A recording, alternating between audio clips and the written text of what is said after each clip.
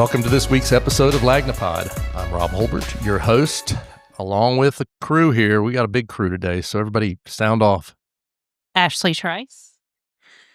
Alison Shepard. Kyle Hamrick. Scott Johnson. Grant McLaughlin. Tommy Hicks. Man, this is a full group. The rectangular round table is stacked up here, man. This week's cover, Scott, you wrote about our lady judges in the circuit, also as well as at the state level, but primarily locally. And this was kind of, I think, looking at it, it's the idea of it basically was, I think we've got more female judges than we've ever had by a long shot, right? Oh yeah, easily. And I mean, 6 of those 13 that we currently have on every level of the court, have entered office in the last 5 years. So quite an acceleration. 20 years ago, there was just one, which was Rosemary Chambers, the domestic court judge. And then I actually can remember that when she was the only one, yes. So this is the 50th anniversary of the first judge in Mobile County. First female judge. Yeah, first female judge, which was 1975 with Frankie Field Smith, who was appointed as a municipal judge of Pritchard. Okay, she was a Pritchard City judge. As well as the first black woman, or first black attorney to be named municipal judge as well. So that's awesome. Yeah, so 50 years since that, and we've got quite a difference on the bench now. Yeah, and then there's, just on the circuit court level, 7 out of, what was it? I did the count. 7 out of 11. No, it's 7 women, 11 men. Yeah. So getting close to that even split there, which is interesting. I'm sorry. I think you did some looking around the state. We don't have the most by any stretch, right? I think you said Jefferson County has quite a number of female judges. Jefferson County is like majority women. Yeah. It's really interesting to look at. Well, we may be headed that way. It's and we talked to you kind of sent stuff out to them, say, to kind of give us their outlook on being a female judge in Mobile County, and you got a lot back. Oh yeah, a lot. I was trying to filter down and trying to decide what to use. It was like trying to drink out of a water hose. But really great stuff that, a lot of women kind of expressed some of the challenges they faced in practicing and practicing law. Yeah, just different, norms, social norms. Sarah Stewart, our Chief Justice of the Supreme Court, who's a former circuit judge here, a long time, was a long time the only one. But she expressed just the fact of being a mom in the circuit judge and wanting to prioritize time with her children, and just the men not understanding that. Yeah, what she said, she had like 20 people on pickup duty or something like that. She could call at any moment to pick up her kids. So just those dynamics, and some of those just maybe not explicitly people creating barriers for her. Other people did kind of express that is some of the things that they've run into. You have implicit and explicit barriers there, and then.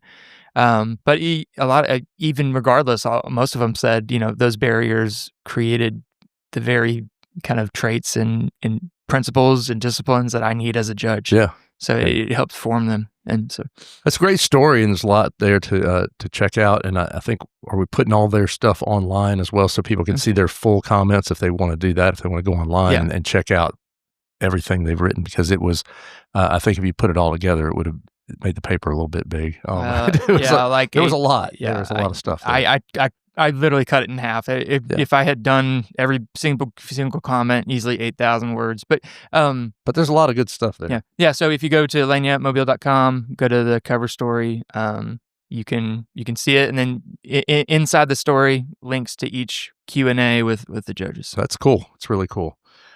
We also had the ship channel dedicated this week. Finally, right after it's now 50 feet deep. And that's right. We had all the dignitaries, just about all the dignitaries in the state there. We were missing one. Just about. I have been, so Governor Kay Ivey couldn't make it. She phoned it in. Yeah, she phoned it in with a video statement, about the shipping channel of Mobile being formally, officially, finally deepened to 50 feet. We previously were at 42 feet, and this 8 feet has made all the difference. There has already been a ship that left, I think, the first week of the month with a 43 or you said a 48-foot draft. So there's a 2-foot clearance? Draft, yeah. That's 2-foot clearance. This thing was scraping by. That is, I mean, that loaded. That doesn't reset. That ain't much, man. That's we're squeezing them in here. Well, I got to figure the ships kind of they sort of push all that stuff out of the way as they go through anyway. But if there's any buildup, that's kind of amazing to think. I don't know. I didn't think about that until you wrote that it had a 48-foot draft. That's just not a lot of clearance, I guess. No, but, it's very. It scares me in a little tiny boat to be only have a 2-foot clearance. But I mean, there could be a log in there. They could hit a log. Yeah. They could hit a sturgeon. They could hit a sturgeon. All kinds of things. There's a lot of stuff. And that's what they said too. Now we've got it to 50 feet. We've got to keep it at 50 feet. Right. So it's going to take some money to keep this thing where it needs to be. That's the whole issue. That's where we get into the maintenance dredging and the thin layer placement stuff. But we won't go there today because this is their day to celebrate, and it's a big day. We also had, I think, you named some of the people who showed up. There were a lot of folks who were there. I know Richard Shelby was there. Yes, who went to Singapore 20 years ago, and there's a Jimmy Buffett song there. He went to Singapore. Don't sing that. Please don't. I won't sing it. You've been singing that all over the office for the last couple of days, and it hasn't come together yet. Yeah, but he did go to Singapore, and he did see the need. To have the shipping channel. He saw that we needed bigger ships coming in here, right? Because the Singaporeans were taking all of our business with their trade, and so we had to get on that market. But now we're the deepest port in the entire Gulf. So I saw in one place somebody claimed we're the deepest. Somebody claimed we're the second deepest. I don't. Is there? Are we going to have? Is this going to be like a Mardi Gras thing? Are we going to have? Could be a Mardi Gras. Whose Mardi Gras is bigger or the deeper? Deepest container port, maybe not. Port. It just said port. Yeah. Port period. I don't know. The city's been saying that we're the deepest in the Gulf, and that's what was said. That's what. Yeah, I just read somewhere else. Maybe they just got it wrong. I don't know. Yeah, probably certainly some other media outlet that didn't do it right. But anyway, that's what I'm thinking. Yeah, that's what I think so too. And then Tommy Tuberville got out, and he made the best gaffe of the day. Right? Yes, he did. He in thanking Shelby for going to Singapore and getting this thing done, he said something to the effect of, Shelby had the vision to take advantage of all this HO2. HO2, HO2. That would be H2O for you at home, folks. That's water. Folks who didn't do quite as well in chemistry like I did. It's H2O. He's a football coach. Come on, give him a break. I mean, it's... Katie Britt was there too, right? Britt was there. Shamari Figures made Shamari was joke there. about the Auburn. Yes, he had some opening comments. He said, I can't get through this with this audience here of Democrats and Republicans without saying something that has gone on in the news lately. And I thought he was going to say something about the shutdown, but he said that, that the... I don't remember exactly what it was, but it had to do with the Auburn game where he said, that there was some bad refereeing there. Oh yeah, that got some laughs. Yes, the touchdown. But anyway, Mm-hmm. Says the Bulldog fan. Says the Bulldog. Well, it's a big deal. Obviously we're going to have bigger ships coming through. It'll be, as someone who lives on the bay, it'll be interesting to see what how the waves change, because a lot of 48-foot draw. That's big waves. A lot of folks don't realize how big a wake those things can throw, and it's amazing. If they're going just a little bit faster, they throw a huge wave against the shore. So it's we'll be policing that. Be watching that. No, that'd be interesting. I'll be out there with the radar gun. Too fast. Well, Slow it. It's a big deal. Well, that's we're going to take a quick break. We're going to come back and talk about a little bit of sports. Maybe not the Auburn thing, but we'll kind of talk about some stuff with Tommy Hicks. We'll be right back.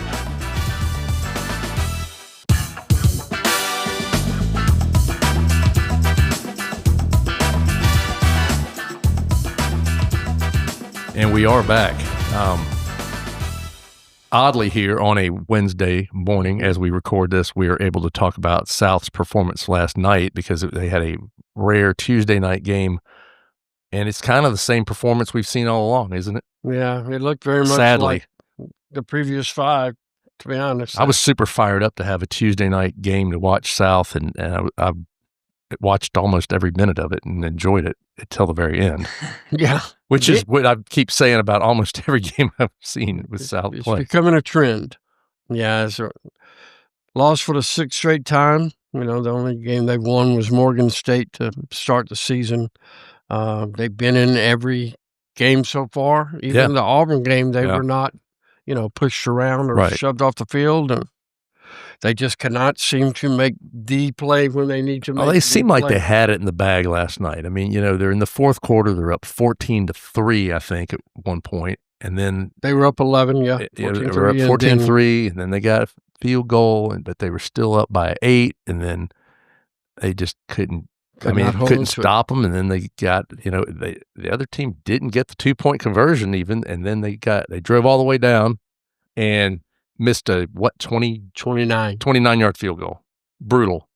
Very brutal. And then, of course, Arkansas State just drove right back down. Then they let Arkansas State, which is not the most dynamic offense in America, go down the field like they were the most dynamic offense in America, and at least get into field goal position, kicked a 38-yard field goal on the last play of the game, walked off to the winner. Right.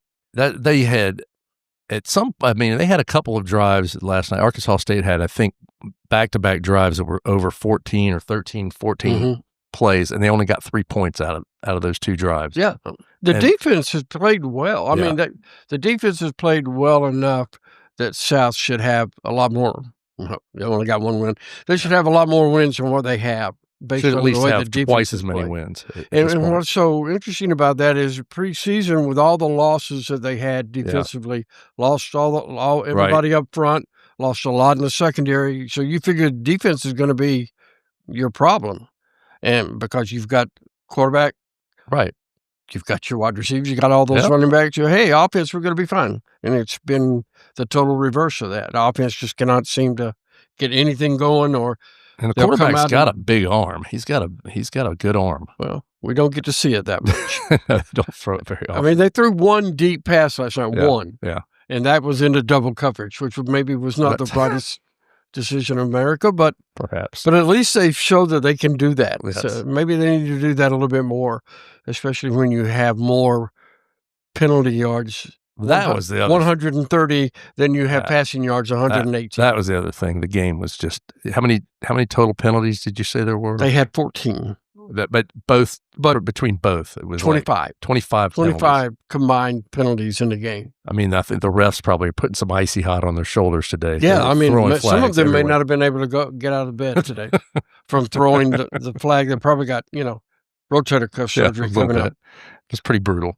It was bad. And now, I mean, South has to win all 5 of the games that it has remaining to become bowl eligible, and then hope someone will pick you to play in a bowl if that happens. Do you think there's going to be any changes out there? I mean, coaching-wise, I would think so. I mean, I think you got to look at some of those things. I don't think there's going to be a change at the top, but I think there obviously will be some changes in the assistant coaching situation. I mean, but they got five more games to try and reverse field, but the way they're playing, you just don't see that happening. They've got a Thursday night game, not tomorrow, but the following Thursday at Georgia State. Then they get Louisiana here. Then they go to ULM, and then they get Southern Miss at home. And then they go to Texas State. Southern Miss is playing well. Texas State's playing well. Well, it's a rough season so far. Yep. Hopefully something will turn around. We've got high school. We do. Still got high school going. And we got a big game this week.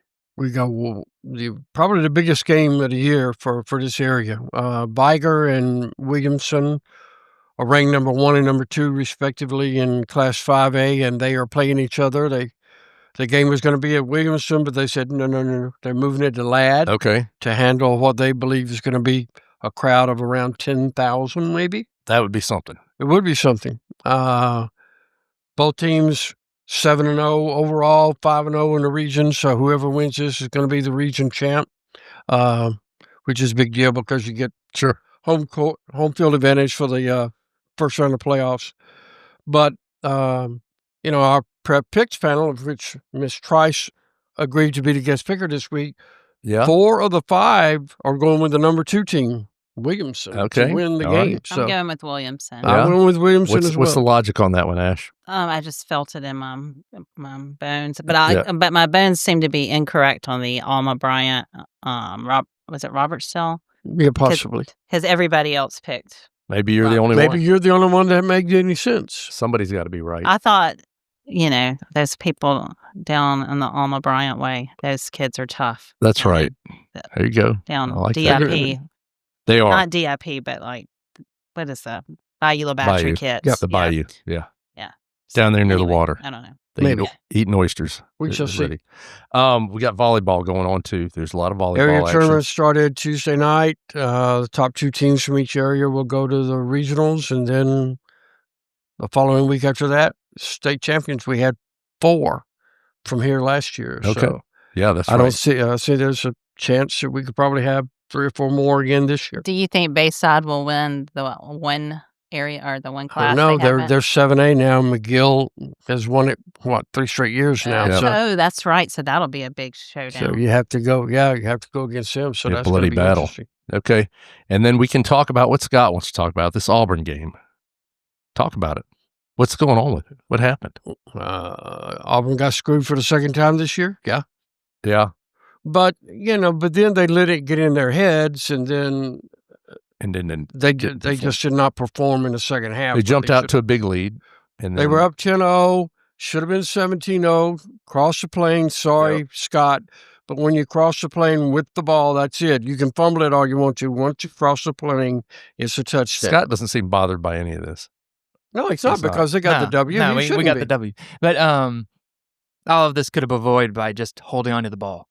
That's my only point. Hold on to the football, and we don't have plane. Break the plane. You can't. Touchdown. Okay, and the one picture that you have. Hear me out. The one picture you have is a sideline camera with him crossing over. You can't see the tip of the ball. You can see his hands. In the same picture, you see the defender's hands inside of the quarterback's chest. Arnold crossed the plane. It is at the exact moment he is losing control of the ball. He had the ball. They should just be happy that it wasn't a scoop and score for Georgia. There you go. I think that's and also hold on to the ball. Anyway, had the ball. Give us a bark, Scott. Come on. Now, I have picked Ole Miss to upset Georgia this week. Yeah, me too. I did too. Yeah. Yep. Oh my gosh. Could be trouble. Good. I gotta recover in my spread here. The winners are way above me in our local office, pick'ems. So Brooke is killing all of us. So I'm a little worried about it. I don't know what's going on. She's got a book. I think she does. Has Brooke? I think she does. Brooke should Georgia. I think I'm going to take her to Biloxi. We're going to go. Now the Kirby Smart's timeout call, that was really confusing, and not to anybody else. So he has maintained. I'm clapping. The defense was clapping. Which is a violation. You can't clap to throw off the offense. And I'm running toward the referee. I'm clapping. He might have thought that he was clapping. He was not clapping, and he was doing the timeout signal. He does a lot of unusual things with his hands during the game. I'm currently under the impression that he actually did think he was clapping. Oh my God. But he was not. But I mean, you can even hear it on the field. They have audio. He was yelling at that ref. They're clapping. Now the refs should have charged him a timeout. You can't just restart a play. That's not in the rule book of football. You charge him a timeout. But anyway. Well, there it is. It's all. This is more discussion than we needed, and I'm glad to know we've got all that worked out. Well, thank you, Tommy, for coming back and joining us here. And, Sorry, I'm glad this has been on my mind for days. Clearly, Scott's feeling better. We're going to take a quick break. We're going to come back and we're going to talk with Alison a little bit. Back.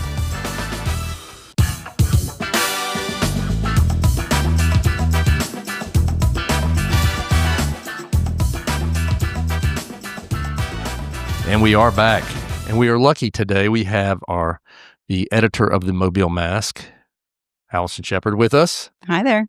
Glad to have you here. I'm happy to be here. It's so rare that you're at the podcast for the Lagnapod, and we have. So tell us a little bit about what's going on with the mask right now. Well, Mardi Gras news is year-round here. That's right. We cover it extensively on our social media. Yes. Facebook, Instagram /MobileMass. Yes. And also, we've got a great new website, mobilemass.com. It does look good. Like, subscribe, follow, tell your friends. And, one big story that came out this week is on Monday, the Mardi Gras Museum opened, Mobile Carnival Museum reopened after being closed for 6 months. So they've been overhauled the entire interior of the building. Got rid of some of the old moon pies. They did. They were expired. Yes. Oh, another breaking news. Yes. Have you tried one yet? The new moon pie flavor. Okay. Peach cobbler. I'm really kind of excited about this one. What? Peach cobbler. I think last year it was blueberry that people were going nuts for. I hated the blueberry. I liked the blueberry. I thought it was okay. Awful. I liked it.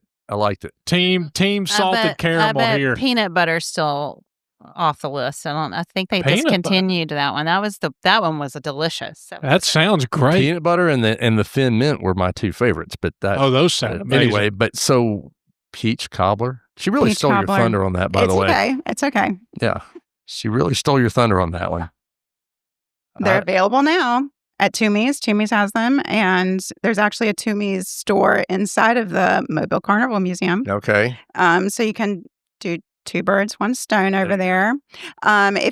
Before they closed about 6 months ago, and it was a little bit cluttered, you could say. The walls were painted yellow. Yeah. There was big window dressings that were gold. So they removed all of that. They painted the walls like a nice white.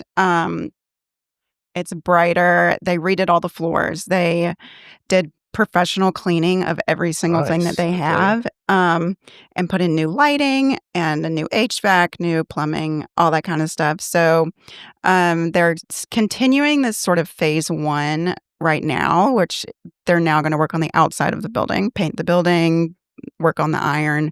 And then later on, after Mardi Gras season's over, they're going to start phase 2, which involves adding an outside bar, a big new kitchen, because they do a lot of events there. Yeah, I've been to several events there. It's and they're going to add on to the back of the building as well for storage and offices.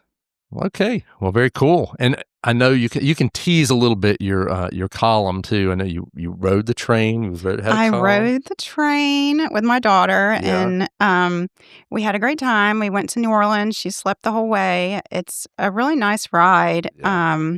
And we were able to do the whole thing with no car, which I was worried about, but we did it. Yeah. We survived. Yes. But you have part 2 coming up this next week. Oh, yes. Right? Yes. I wrote about things to do if you stop in Mississippi. And this past week, I wrote about Pascagoula and Biloxi. And there's 2 more stops in Mississippi before you get to New Orleans. Excellent. I'm excited. I still haven't gotten a chance to be on the train. When I try to go. What are the stops?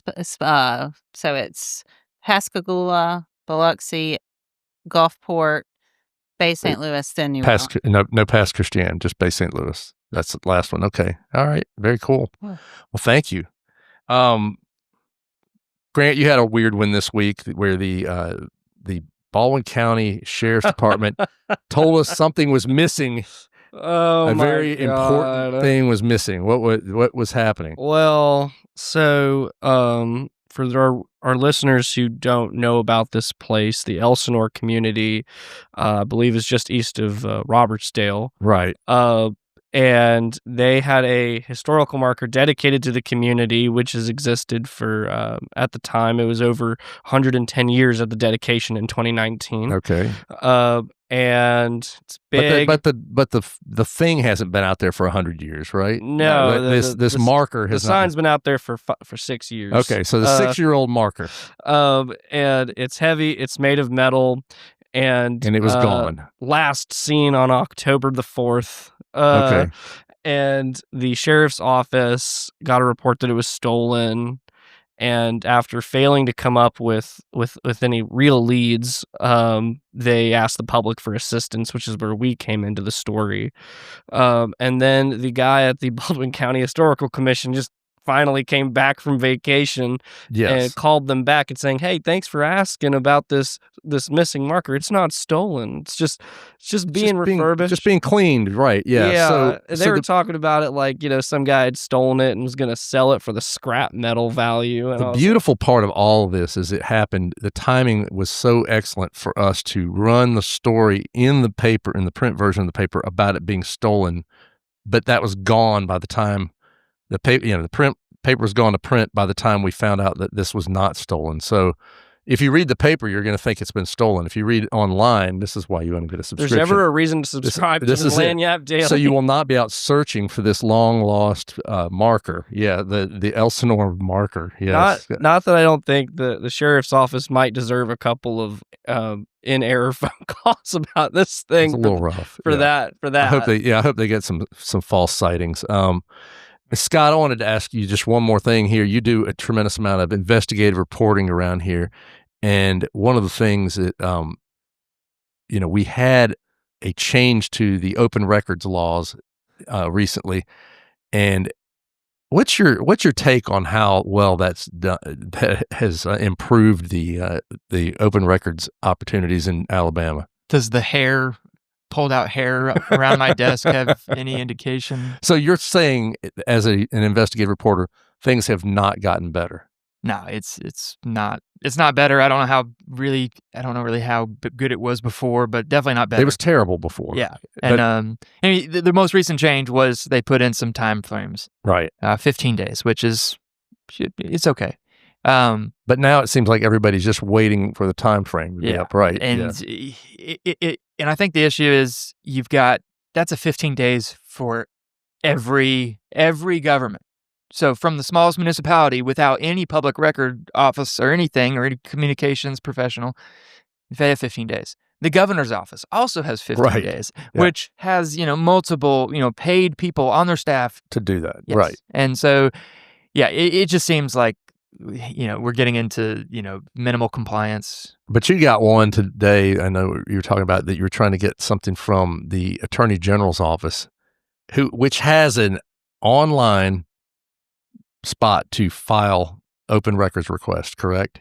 No, so they don't. Yeah, well, no. What it is if businesses have data breaches, yes, they need to report those, right? And they have to report them to the AG's office, right? Now there's a form and a portal that they can submit their notification to. Hey, we had a cybersecurity. So I was requesting that, and I was told, hey, you can't email this request. You have to mail it. Yes, we have to mail our requests. Yeah. We have to actually put them in, write them on a piece of paper and send them via mail for online information. Yeah, for information that was filed online. Anyway. I'm gonna mail it, but it's just another kind of example of some of the barriers that we hit. I think you talked to the state senator Arthur Orr, who was the guy behind this latest bill, and he explained some of what's going on, didn't you? Yeah, it was just a long sigh. And then we were trying. It's like every time we get in there, it's interest groups, people pulling stuff out, people editing it. Every time they put forward a bill to fix it. So, just wanted the folks out there to hear a little behind the scenes on what goes on with your open records in Alabama and why we have the worst open records law in America, bar none. It's terrible, and it's heightened by the fact that Florida is right next door, and everything is available openly. Most everything you can get very easily, and for free. It's terrible. I mean, you can look across the fence and see what's going on over there, and it's amazing. And this is just awful. Yep. Anyway, that's all we got for this week, folks. We'll be back next week with the next episode of Lagnapod. Thanks for listening. The Lagnapod is a Something Extra publishing production. Executive producers are Rob Holbert and Ashley Trice. Music is by Some Pulse Sound and Electro Animals. Only subscribers like you have access to this podcast. Tell your friends they can sign up at my.lagnappwebbill.com. For advertising opportunities, please call 251-450-4466.